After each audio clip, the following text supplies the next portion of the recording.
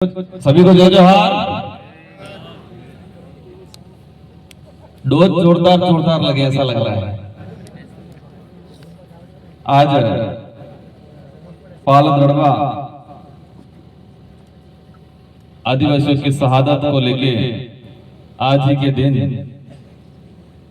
1922 में अंग्रेजी और सामंतवादी लोगों द्वारा आदिवासियों के आंदोलन को कुचलने के दौरान इनके साथ नरसंहार जो किया गया, इनकी याद में आज इस पांडाल में विराजमान आदिवासी समुदाय के बुद्धिजीवी वर्ग, जनप्रतिनिधि, हमारी माताएं बहनें, युवा साथी और मैं आगे की पंक्ति में और बीच की पंक्ति में भी देखा इस समाज के सेवानिवृत्त कर्मचारी गण। लगभग कार्यक्रम 12-1 बजे से चल रहा हो, 1 बजे से चल रहा होगा और तब से लगा के अब तक कई वैचारिक डॉक्टर आए,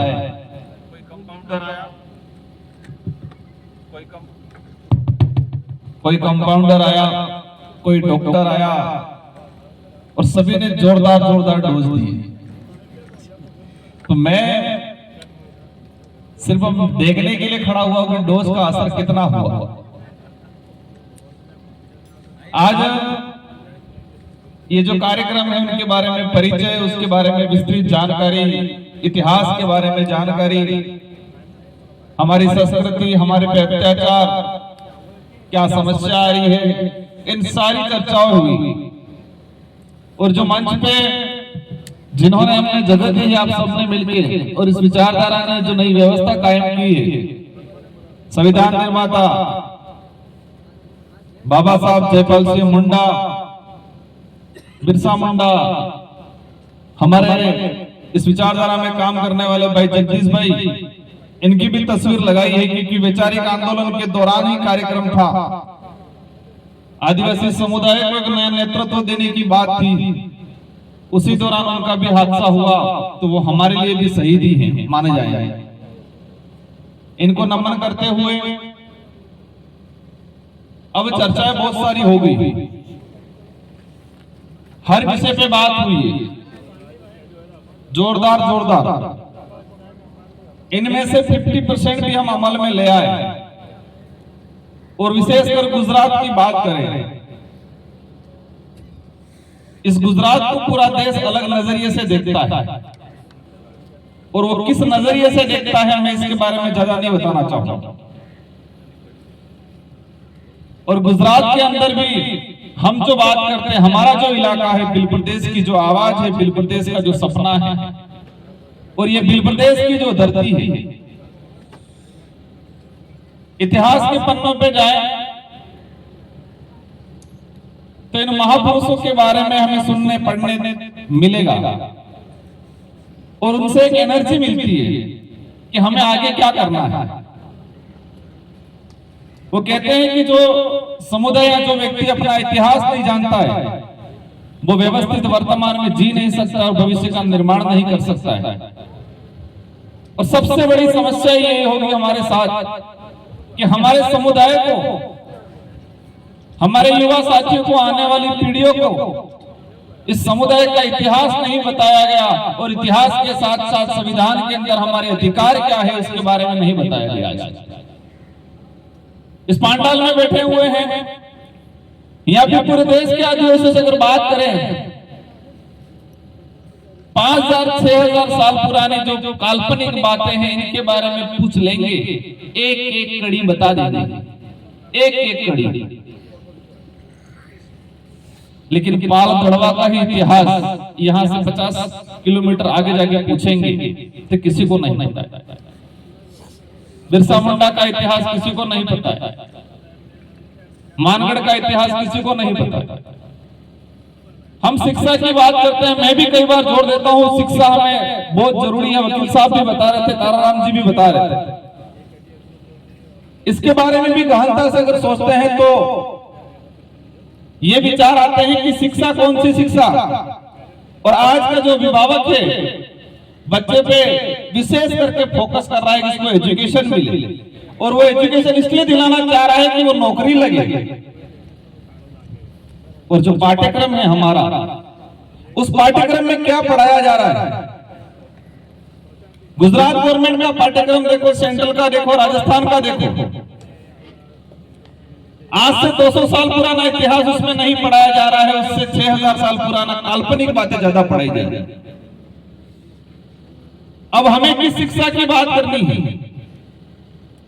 हमें नौकरी लगने के लिए, हमें अपना जीवन निर्माण करने के लिए जो पाठ्यक्रम है उसको तो पढ़ना है, लेकिन हमारे जो पारिवारिक जो शिक्षा थी, जो समाज में मिलती है, जो परिवार में मिलती है, उस शिक्षा पे विशेष बात करनी पड़ेगी। पहली कड़ी वो, अगर व्यक्ति नौकरी लग गया, उसको पारिवारिक और सामाजिक शिक्षा नहीं है, उसकी जानकारी नहीं है, उसकी परंपरा, उसके रीति रिवाज, उसकी संस्कृति का अगर जानकारी नहीं है, वो आईएएस भी बन जाएगा, लेकिन शायद अपने समाज का नेतृत्व नहीं कर पाएगा।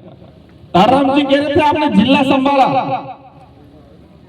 समाज संभालना है, बहुत डिफिकल्ट मामला है। समाज को समझना सबसे बड़ी जरूरी है संभालने से पहले। तो सामाजिक एजुकेशन, पारिवारिक एजुकेशन सबसे ज्यादा हमारे बच्चों को जरूरी है। आज हमारे दिमाग में क्या है? हम सबसे पहले क्या पढ़ा रहे हैं? पहले हिंदी पढ़ाते थे, सबसे ज्यादा इंग्लिश। अच्छी चीजें जानना जरूरी है इंग्लिश, लेकिन अपनी मातृभाषा भूल रहे हैं हम कह रहे हैं कि हम आदिवासी इस देश के मालिक हैं, लेकिन आदिवासी की जो बोली भाषा है, मातृभाषा है, उसको खत्म कर रहे हैं।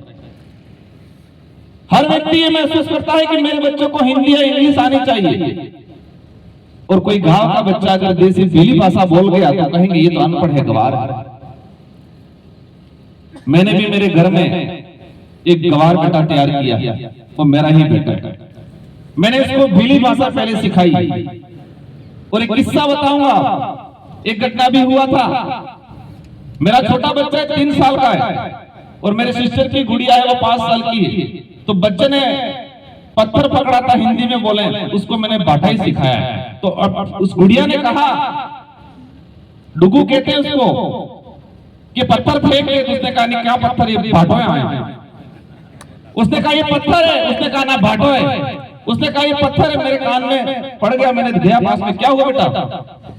तो ये पत्थर, ये नहीं, पता नहीं क्या बोल रहा है। मैंने डुगू को बच्चों का पूछा क्या है? बाटो है पापा है। मैंने कहा बिल्कुल बेटा बाटो है, ये पत्थर तो मोड़ता है, न्यूज जानी चाहिए। इसको पत्थर कहते हैं। वो तो बड़ा होकर भी समझ लेगा, लेकिन बाटा है वो समझ नहीं पाएगा। और हमारे समाज में यही है कि जो पढ़ा लिखा थोड़ा हो गया, अगर बेचारा लोकल लैंग्वेज बोल ली, थोड़े ऐसे ही कपड़े पहन लिए तो गवाह है। हमें दुश्मन से लड़ने की बात कर रहे हैं, लेकिन सबसे पहले हमारे अंदर जो कमियां हैं, हमारे समाज में जो भेदभाव हो रहा है एक दूसरे से, हमारे समाज में वो कहते हैं कि खुद की घोड़ी छाया में बांधने की जो बात चल रही है। इतने आदिवासियों के संगठन बने हुए, गुजरात में बहुत सारे संगठन बने हुए हैं, लेकिन हो क्या रहा है कि मेरे संगठन का नाम होना चाहिए, मेरा नाम होना चाहिए। आदिवासी 1 करोड़ के आसपास है गुजरात में, अच्छी बात है, लेकिन आदिवासी कितने के अंदर है ये जरूरी जानना जरूरी है। 1 करोड़ के आसपास आदिवासी है, लेकिन आदिवासी कितने लोगों के अंदर? आदिवासी मात्र होने से कल्याण है, उसका कुछ नहीं हो पाएगा, आदिवासी भी होनी चाहिए। तो हम जो बात कर रहे हैं कि पारिवारिक शिक्षा, और इसके बाद पाठ्यक्रम वाली शिक्षा, और तीसरी शिक्षा जो छुपा रखी है, दबा रखी है, जो हमारा दबा कुचला इतिहास है, जो खोज के निकालना पड़ेगा। जिस तरह से बबरजी और ताराराम जी ने जो इतिहास की बात की, इस समाज को जागरूक करने का डोज दिया गया है, लेकिन हम जागरूक करने का अब डोज देना शुरू किया है। इससे पहले आजादी के बाद से इस समाज को गुलाम, मानसिक गुलाम कैसे बनाया जाए, इस तरह का डोज देना शुरू कर दिया है हमारे दुश्मन। जो सत्ता पे काबिज होना चाहता है, वो विचार करता है कि लोगों को बांध के कैसे रखना, डोरी से बांध के रखेंगे, विरोध करेंगे, समझ जाएंगे। तो शारीरिक रूप से बांधने का काम नहीं किया, मानसिक रूप से बांधने का काम किया। और सबसे पहला काम हमारे कर्मचारी, अधिकारी, नेताओं को मानसिक रूप से बांधने का काम किया। जो भी कर्मचारी, अधिकारी जिस तरह से LIC एजेंट होता है, नियुक्ति होती है तो वो लिस्ट जिले से निकाल लेता है कि इस जिले में 50 कर्मचारी नौकरी लगे थे। LIC एजेंट सबसे पहले जाता है, परिचय करता है, बधाई देता है, सेकंड बार जाता है, चाय कॉफी पीता है, और तीसरी बार पॉलिसी लेके आता है। और वही काम जो आदिवासी विरोधी संगठन है, इन्होंने आदिवासी समाज के जो अधिकारी कर्मचारी थे इनके साथ किया। पहले परिचय किया, फिर थोड़ी चर्चा की, फिर अच्छी दोस्ती बनाई, और पहले 50 mg का डोज दिया, फिर 200 का दिया, 300 का दिया, 500 का दिया। और जो 500 mg से ज्यादा डोज जिस कर्मचारी नेता ने ले लिया है वो आज कट्टर बन के बैठा हुआ उधर, और आपको कह रहा होगा ये लोग आज आए हैं गुमराह करने वाले। क्या बोल रहे होंगे दूर से? गुमराह करने वाले लोग आए हैं, समाज को भटकाने वाले आए हैं। समाज जागरूक हो रहा है, समाज विवेकशील हो रहा है, तर्क वितर्क करने सीख गया। क्या कहा जा रहा है? गुमराह हो रहा है। हमारे उस इलाके में सबसे पहले युवाओं में, कर्मचारियों में जागृति आई। नेताओं ने कहा युवा भटक गए हैं, क्योंकि युवाओं को सही गलत क्या है समझने लगा, इतिहास हकीकत क्या है और पढ़ाया क्या जा रहा है, संवैधानिक अधिकार क्या है और दिया क्या जा रहा है, वो समझने लगा, सवाल जवाब करने लगा। और जो सवाल जवाब करने लगेगा उसको कहा जाएगा ये भटक गया। अब धीरे धीरे बुजुर्ग भी समझने लगे। अब तो हमारे उधर कहने लगे कि बुजुर्ग भी अब तो भटक गए। उनकी नजर में जो सवाल जवाब करना सीख गया, जो सही गलत को पहचानना सीख गया, तर्क वितर्क करने लग गया, उन सबको क्या कह रहे हैं? ये भटक गए हैं, ये विरोधी। अगर हमारा युवा ये कहना सीख गया है, सही गलत को समझना सीख गया है, अगर उसको भटकना कहा जाता है तो भी हमें कोई दिक्कत नहीं है। आज बात करते हैं, ये विचारधारा आई, आदिवासी परिवार जो बना, स्तंभ रखे थे 4, उसमें पहला स्तंभ था राजनीतिक विहीन। ये जितने जो आज काम कर रहे हैं, हम जो जनप्रतिनिधि बने हैं, पहला उद्देश्य हमारा राजनीति करना बिल्कुल कतई नहीं था। लेकिन प्रशासन ने परेशान किया, हमें प्रताड़ित किया, मुकदमे दर्ज किए। पता चला ये कौन कर रहा है? पुलिस वाला कर रहा है। पुलिस वाला किसके कहने से कर रहा है? सरकार के कहने से कर रहा है। सरकार में कौन है? हमारा ही नेता है, तो उसी नेता की कुर्सी छीननी पड़ेगी, ये ठान लिया सबने मिलकर। और उसी समय से सबने ठान लिया कि जो हमें परेशान करवा रहा है, उस परेशान करने वाले को परेशान करने लायक ही नहीं छोड़ना है, उसको लोकतंत्र की ताकत समझानी है। अब गुजरात में बता रहे थे 27 विधायक हैं, लेकिन उसका सिलेक्शन तो आप, इलेक्शन तो आप करते हो, लेकिन सिलेक्शन कौन कर रहा है? इस देश के अंदर लोकतंत्र की व्यवस्था स्थापित हुई, मतदान का अधिकार हुआ, तो संविधान की डिबेट पढ़ेंगे, उसके अंदर भी कई लोगों ने इसका विरोध किया। कई लोगों ने यह भी कह दिया था कि आदिवासियों को वोट का अधिकार नहीं देना चाहिए, तर्क दिया था कि उनको समझ नहीं है वोट का उपयोग कैसे किया जाए। आदिवासियों में समझ नहीं है कि वोट का उपयोग कैसे किया जाए, इसलिए उसको उनको भी वोट का अधिकार नहीं देना चाहिए। इस तरह के भी कई लोगों ने बयान दिए, और वही हुआ। वोट देने का अधिकार हमें मिला, लेकिन कैसे देना है, किसको देना है, इसका सिलेक्शन कौन करेगा, ये अधिकार हमें नहीं मिला। आज जो नेता बन रहे हैं, इलेक्शन करने वालों के प्रति वफादार नहीं है, सिलेक्शन करने वालों के प्रति वफादार है, इसलिए समस्या है। 27 विधायक क्यों नहीं बोल रही है? बोल रहे हो आप, लेकिन उनको इलेक्शन करने वालों की चिंता नहीं है, सिलेक्शन करने वालों की चिंता है। सिलेक्शन मतलब क्या? टिकट। सभी नेताओं के दिमाग में रहता है कि टिकट मिलेगी कि नहीं मिलेगी, वोट मिलेगा कि नहीं मिलेगा, ये चिंता कम रहती है, टिकट की चिंता ज्यादा रहती है। तो लोकतंत्र तो वही खत्म हो गया। जिस नेता को लोगों में यही है, टिकट किसको मिलेगी, टिकट किसको मिलेगी, यार टिकट किसी को भी मिले, वोट जिस जनता देगी वो जीतेगा। तो वही ये विचारधारा आई, वही ये पार्टी है। यहां पर सिलेक्शन को इंपोर्टेंट माना है, न कि इलेक्शन। जो जनता वोट दे रही है वो सिलेक्शन करेगी, न कि हाईकमान सिलेक्शन करेगा। ये हमारी पार्टी में तय किया हुआ। और धीरे धीरे हम जाकर हम मानते हैं कि यही फॉर्मूला इस देश के अंदर फैलेगा और इसी फॉर्मूले को दूसरी पार्टियां भी मजबूर हो जाएगी अपनाने के लिए। और जिस दिन सिलेक्शन का पावर हमारे हाथ में रहेगा, जिस दिन सिलेक्शन की ताकत को हम समझेंगे, तो इलेक्शन अच्छा ही होगा और उस दिन आपके विधायक बोलना शुरू करेंगे। राजस्थान में आज संसदीय क्षेत्र बांसवाड़ा डूंगरपुर की जनता ने मुझे सांसद बनाया है। मैं इस मंच से उस जनता को भी धन्यवाद देना चाहूंगा। इससे पहले मुझे और हमारे ग्राम प्रसाद जी थे, हम दोनों को विधायक बनाया। कुछ लोग कहते हैं क्या हो गया, बहुत बड़ा काम हुआ है, बस देखने वालों का नजरिया होना चाहिए। हमें गर्व है इस बात से, इस विचारधारा की वजह से 2 विधायक चुन के गए और पूरे देश के अंदर राजस्थान एकमात्र ऐसा राज्य रहा सबसे पहले राजकीय अवकाश घोषित हुआ विश्व आदिवासी दिवस का। विश्व आदिवासी दिवस का सबसे पहले राजकीय अवकाश घोषित राजस्थान के अंदर हुआ और यही विचारधारा की बदौलत हुआ। गुजरात वाले आज भी आंदोलन कर रहे हैं कि विश्व आदिवासी दिवस घोषित किया जाओ। आंदोलन मत करो, चलेगा, 1 से 2 जने भेज दो अच्छे सिलेक्शन करके, इलेक्शन करके, तो आपकी काम आसानी से हो जाएगा।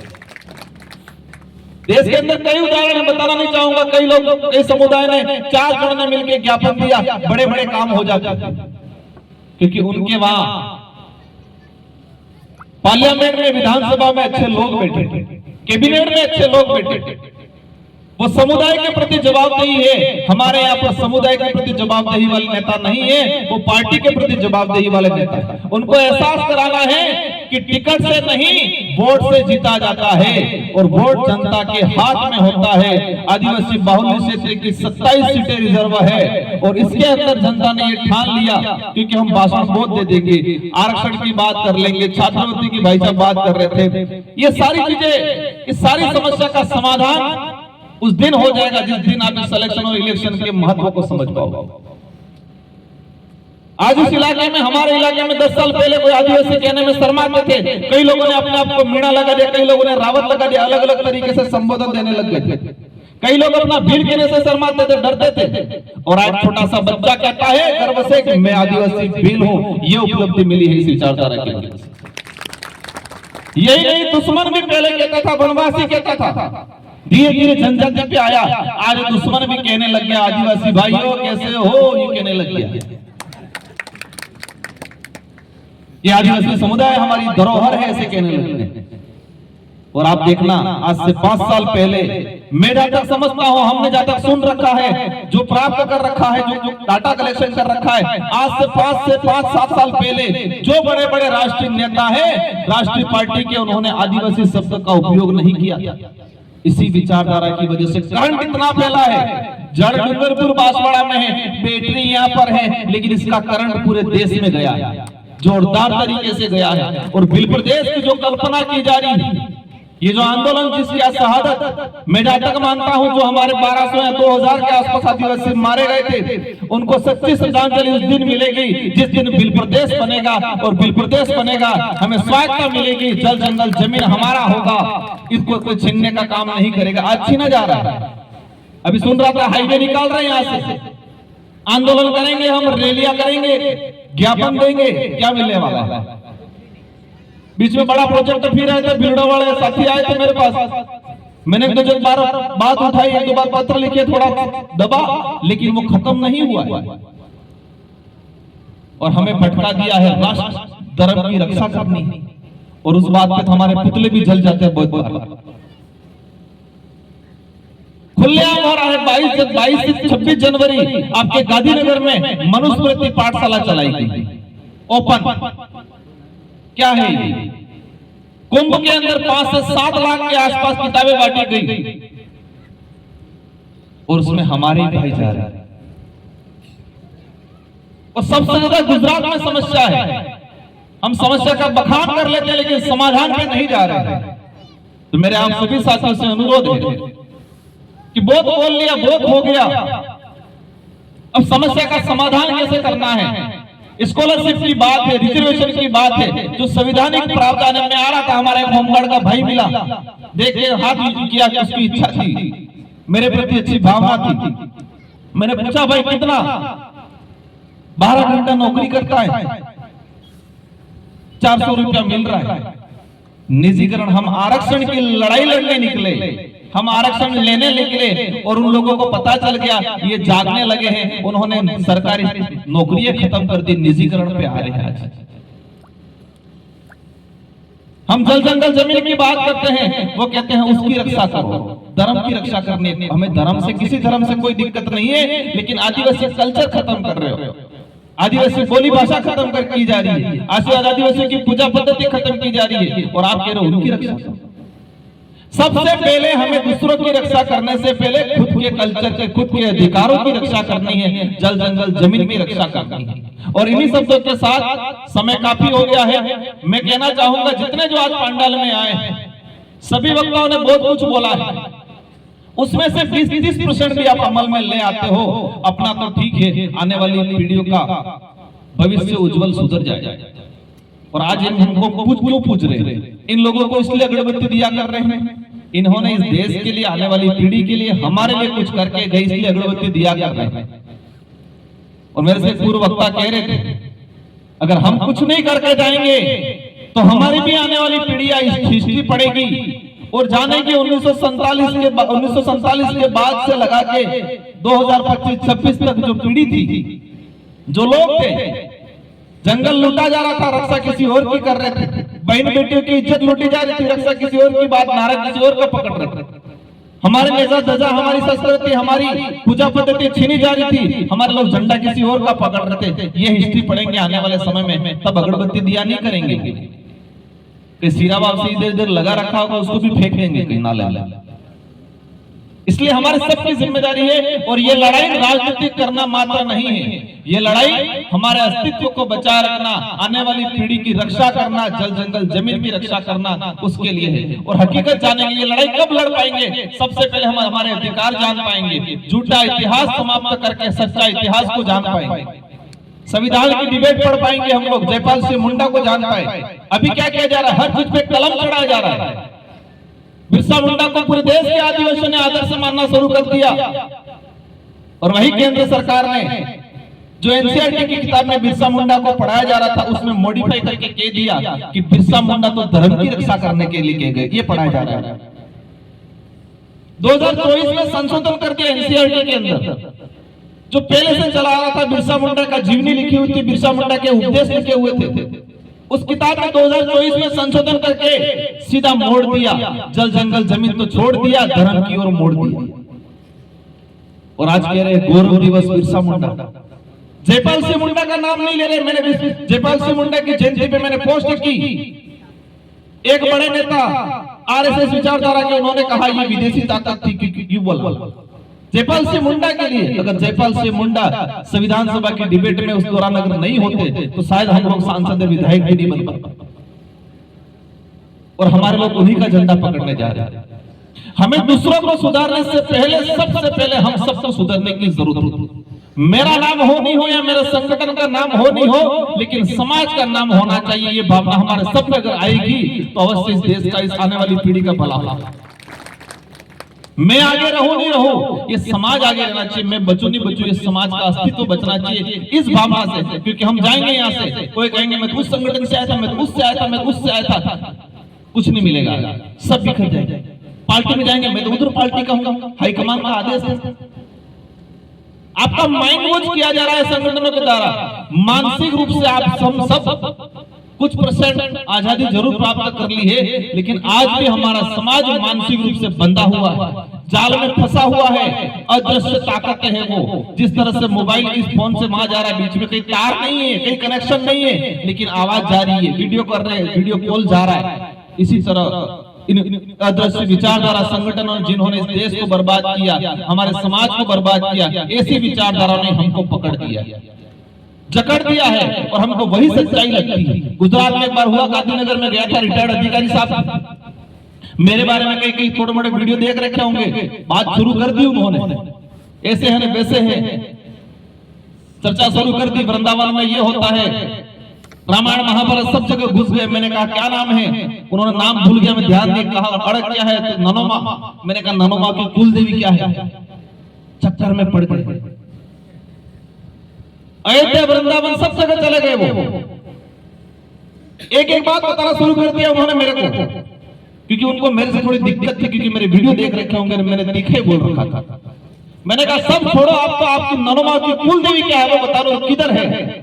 वो नहीं बोल पाए,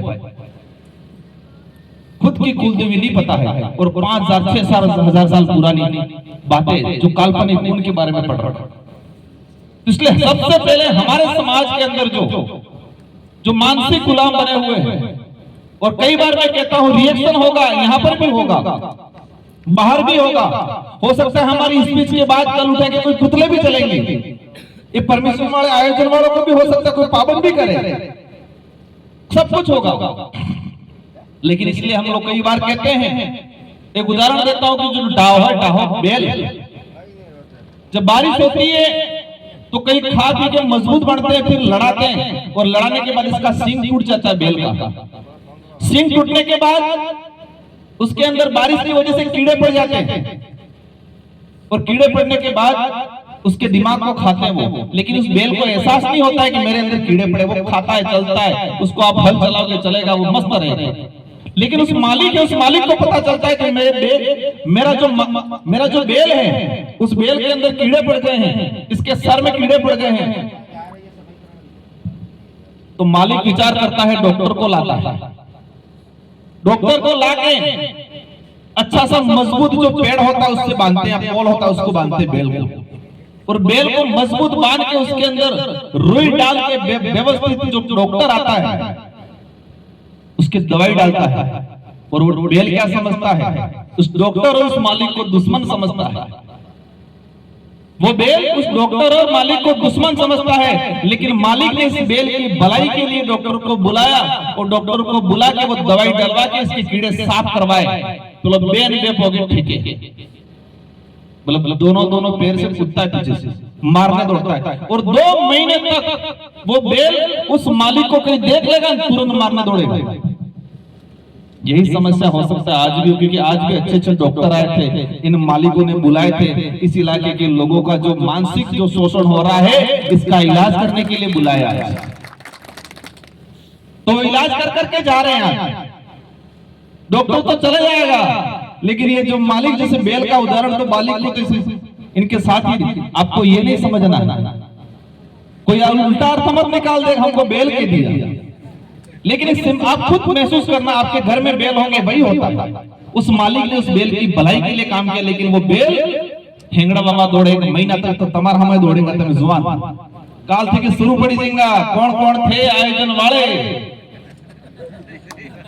कौन कौन थे, कोई का नाम मैं नहीं था, ये था। और इस सरपंच साहब को मैं धन्यवाद देना चाहता हूँ, और पूरी आयोजन कमेटी को, उन्होंने बहुत संघर्ष किया, बहुत कुछ परेशानियां झेली है, लेकिन उनको समाज को सही दिशा में ले जाने का जुनून है, समाज को सच्चाई बताने का जुनून है।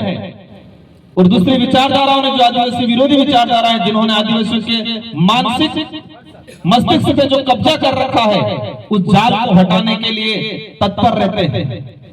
इसलिए आप सभी को ऐसे लोगों को साथ देना है, और ये जो बातें बोली है इनको आप समझना है, सही गलत को परखना है, और यही बातें अपने गांवों में, परिवारों में, क्रियावरों में, शादी ब्याह में, सब जगह इनको प्रचारित करना है, तो ही हमारे यहाँ पर आना और आपका सुनना सार्थक होगा। इन्हीं शब्दों के साथ आप सबको धन्यवाद, आभार, जय जोहार, जय भील प्रदेश।